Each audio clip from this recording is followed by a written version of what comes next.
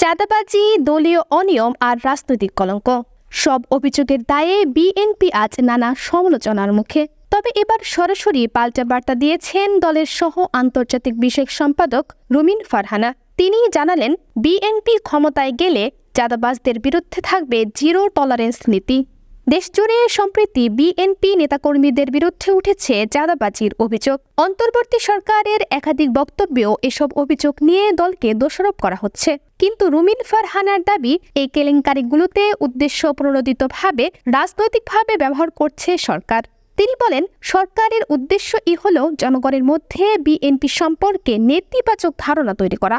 রুমিন ফারহানা জানান, বিএনপির পক্ষ থেকে এখন পর্যন্ত প্রায় ৭,৫০০ নেতাকর্মীকে বহিষ্কার করা হয়েছে। তবে সব বহিষ্কারই চাঁদাবাজির কারণে নয়। অনেক ক্ষেত্রে শৃঙ্খলা ভঙ্গ, দলের নীতিমালা না মানা বা ব্যক্তিগত আচরণজনিত কারণেই এমন ব্যবস্থা নেওয়া হয়েছে।